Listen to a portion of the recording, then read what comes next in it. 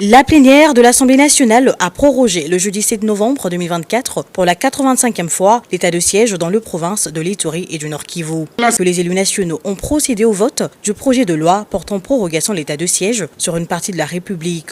La majorité de ces représentants du peuple ont adhéré à une motion du député national Meshak Mandefou qui a estimé que les élus nationaux reviennent souvent sur les mêmes questions et revendications à chaque sollicitation de la prorogation de l'état de siège par le gouvernement. Ils ont ainsi tous estimé qu'il était préférable de procéder à un vote sans débat, réservant leurs revendications à l'évaluation tant attendue. Ce choix de vote sans débat traduit à suffisance la position de la Chambre basse du Parlement sur l'urgence d'une évaluation de cette mesure d'exception au vu de certaines dérives et mégestions enregistrées et dénoncées dans les provinces concernées. Le vice-ministre de la Justice et de Contentieux international, Samuel Mbemba, qui a présenté et défendu ce projet de loi, a profité de la tribune lui accordée après le vote de la motion pour livrer un message spécial de la première ministre Judith Suminwa-Tuluka à la plénière sur l'état de siège. Il s'agit notamment de l'instruction reçue du chef de l'État sur l'organisation sans tarder de l'évaluation de l'état de siège par l'exécutif national, de la décision de l'envoi d'une mission gouvernementale associant les élus nationaux dans ces deux provinces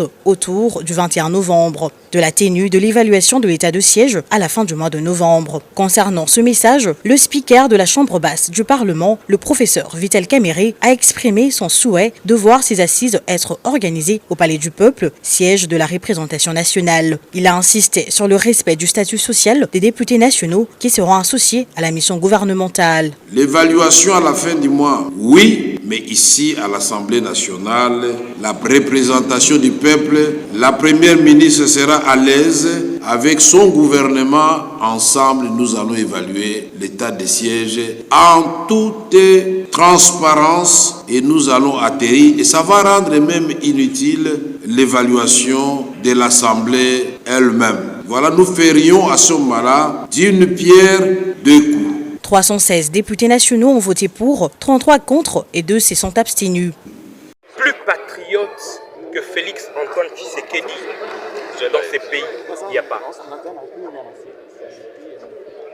J'ai dit non à la prorogation de l'état des sièges parce que nous avons vu le moyen que et la présidence, et les gouvernements, et l'Assemblée nationale ont mis pour endiguer l'insécurité dans la province de Nord Kivu, la province de l'Ituri.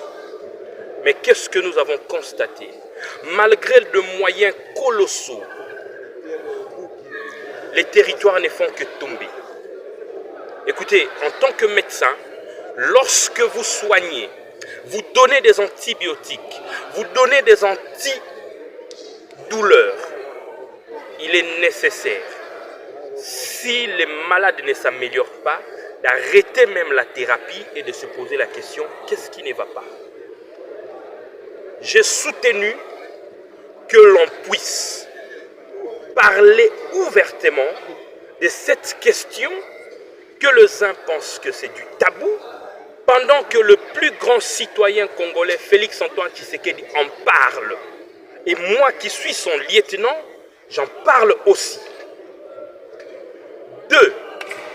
Le peuple nord-kivusien, iturien, ont comme l'impression, j'ai dit bien, ont comme l'impression que nous ne prenons pas en considération leur situation.